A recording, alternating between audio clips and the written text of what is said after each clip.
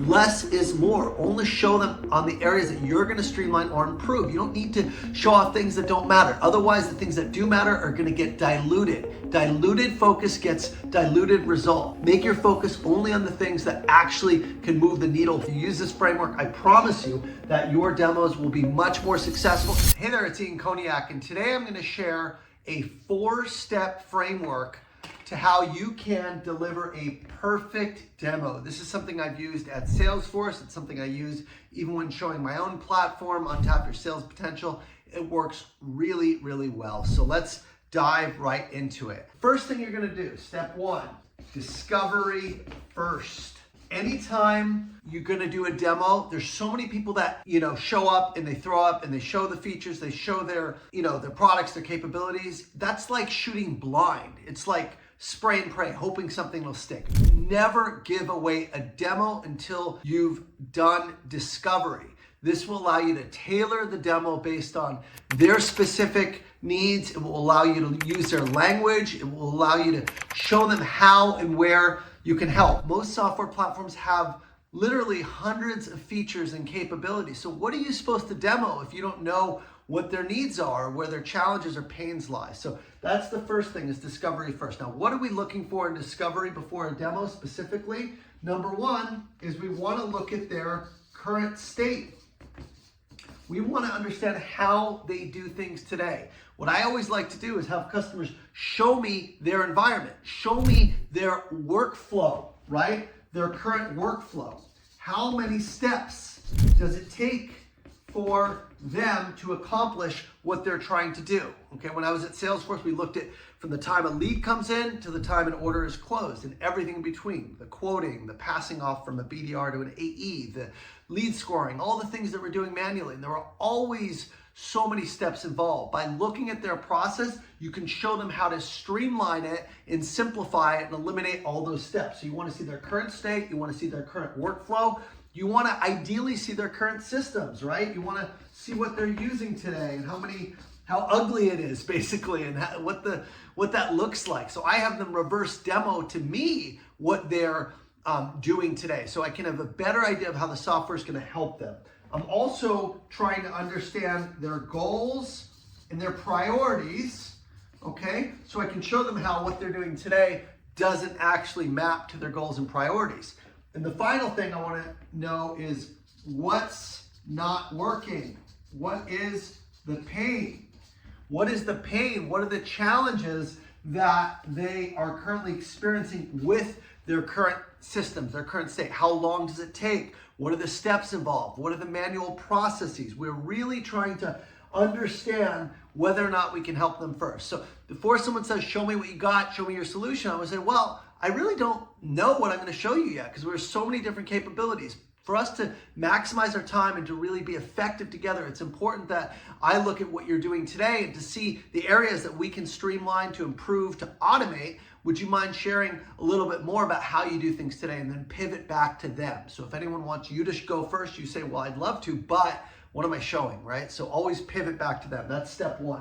Step 2, you want to prepare a slide deck, okay? Now, the slide deck is going to tee up the demo. It's going to tee up the demo. That's the important thing. So before you dive into the actual demo, you want to be able to tee it up. And in order to do it effectively, it does require having a nice story that builds and builds until the climax, which is where you're actually going to show how you're going to help them. So the slide deck, there's a few things that I include in the slide deck, right? The first is I'm recapping everything I learned in discovery. Step 1 is what are your goals and priorities? What are you trying to accomplish? That's slide 1, right? Goals and priorities. Slide 2, right, is your challenges that are preventing you from hitting this goal, okay?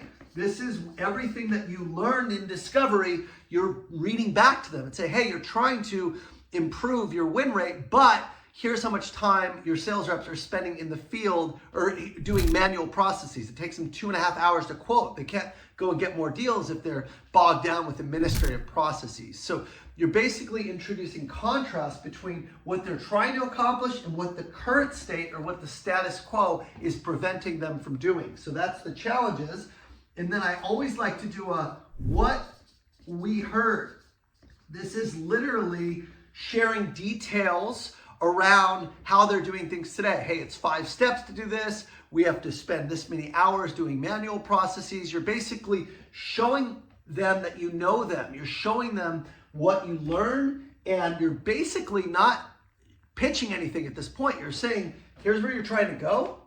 Here's the challenges that we observed, and here's what your people said, and here's what they're doing today. So what we heard is just a recap of the specifics, and then you pivot to here's how we can help. And now we basically can tee up the demo. So at this point, here's how we help. This is all about, we're going to reduce the steps involved. We're going to automate these processes. We're going to streamline this. We're going to free up their selling time. Whatever it is that you deliver with your software, you tee it up. So here's your goals. Here's your challenges. Here's what people are saying. And here's our value proposition. Here's how we're going to help. And this is where I typically give a slide, which is a marketecture slide. It kind of shows an overview of the platform. So streamlining, maybe an image to show how your software can streamline this whole process. Usually it's 1, maximum 2 slides, which gives them a visual of how their life is going to be much more improved and how their business is going to be much more streamlined with your solution in place. That is step 2. You have to prepare a really good slide deck. Step 3 now is invite the stakeholders to the demo. So step 2 is done internally. This is before you ever go back to the client. So you want to invite the key stakeholders, right? So after you've done discovery, you want to go back to your champion or your mobilizer and say, hey, looks like we really can help you. We're going to put together a full presentation. We're going to show you how you're going to do this inside of our system. Based on everything you're doing today, we're going to really help you improve some key areas. Who are the other key stakeholders who are going to want to see this? Because we're really going to put our best foot forward. We want to make sure everyone who needs to see this, who's involved, is going to be in the room. So you want to invite these key stakeholders to that demo. And then step 4 is the actual structure of the demo, how to structure it. Now, what I like to do is I like to have the demo be 1 hour. Now, the meeting is 1 hour, but the demo itself is probably not more than 20 minutes. So if I ask for a meeting and I know other key stakeholders, the CIO, the CFO, any executives are going to be there, what I want to make sure I do, and this is a really important point, is I want to combine the demo with the proposal, with the investment. Now, if it's a deal under 100K, typically, if I got everyone in the room, I want to go right from demo to proposal. Now, why do I want to do this? Because it's an emotional experience for them to say, think about it. Here's where we want to go. Here's where we're struggling and the challenges we have. Here's how our company's going to help you. Here's what it looks like in the system. So you're proving that you can do and improve what they want. And then here's what the investment is and what the ROI looks like. So if you have everyone in the room and you have a 1 hour meeting, try to combine the demo with the proposal review, okay? If you're working at a large enterprise, those steps are often going to be separate, right? Because for the demo, they might bring 20 people. That's common where they might have a lot of people. Not everyone needs to see numbers, right? In that case, the demo then, the next step you set up is the proposal with a few key players that are involved with getting the approvals or the financing. But if it's a smaller business, if it's a deal under 100K, I like to combine the two. And the demo structure is typically something like this. It's about 10 minutes of the tee up slides, maybe 15, then 10 or 15 minutes of the demo. I'm not showing everything in the demo. I'm showing the things that actually matter most. I'm showing whatever is addressing the challenges they have, whatever is addressing the manual processes that I'm going to automate. Don't show everything. Only show what is relevant to what you learn and discover. That is the most important thing. You don't want to show things that you didn't talk about, that aren't relevant, that are nice to haves. Less is more. Only show them on the areas that you're going to streamline or improve. You don't need to show off things that don't matter. Otherwise, the things that do matter are going to get diluted. Diluted focus gets diluted result, as my good friend Roy Vaden said. So make your focus only on the things that actually can move the needle for them when you're doing the demo. So roughly 10 minutes, maximum 15 of the tee-up slides, okay? Another 15, maximum 20 minutes of the demo. I like to use personas to show different experiences from the position of executives who might be seeing analytics, to the position of the users who are going through it. I like to give names to the people in the system, ideally show the people who are going to use it and how they're going to interact with the system. That's really, really key if you can do it. If you work at a big company, customize the demo and use their language, right? Use their specific terms. If they don't call something an opportunity, maybe they call it a deal, or maybe they call it a pursuit or something else. Use their language, right? If you can adjust the field so that it matches their language, it's way more compelling than using generic language. If you have that ability. In Salesforce, we worked in a demo org where the engineers could tailor and customize the demo to the client. So that specifically worked really well. But essentially no more than like 20 minutes. You don't want to get too caught in the weeds. You don't want to get in all the features, especially if you're working with key executives. So 10 minutes, 15 max, okay, to tee up the demo, 15 minutes, 20 max to do the demo itself and go in the software. And then the rest of the meeting, ideally 20 to 30 minutes, you're reviewing the proposal. Why? Because momentum is really good at that point. They've seen the solution, they're excited, they're naturally thinking, well, what is it going to take to get started? What does the investment look like?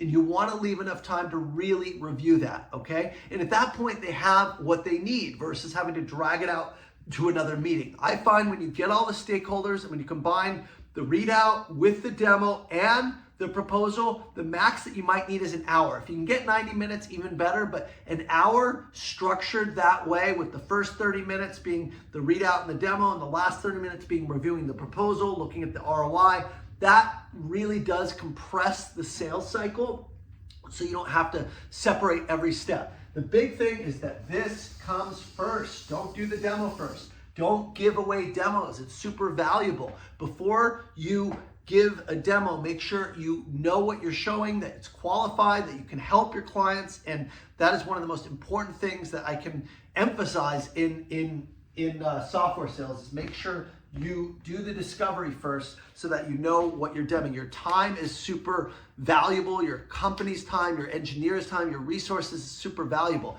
The second thing, top takeaway, is customize the demo based on what you learn. The third thing is only show what is relevant. And the fourth thing is combine it with a proposal. If you use this framework, I promise you that your demos will be much more successful and you'll have next steps locked up because you can leave a little extra time at the end of the meeting when you go through a proposal to talk about next steps, to get their feedback, to get commitment on moving forward. Combine it because that's when the momentum is greatest. And for big deals, for large enterprises, separate the two because a lot of people don't need to see the numbers. I hope that helps. I'm Ian Koniak. If you need more coaching like this, if you want to work with me in 2024, I'll put a link below. You can book a call with my team. And I'm still taking clients for 2024 at this point with group and private coaching. Super excited to work with you. If this helps, I can work with you, one-on-one for tailoring your presentation, practicing with you, and making sure you're prepared for the biggest meetings to have the best year of your career. Thanks so much. I'll see you guys next week.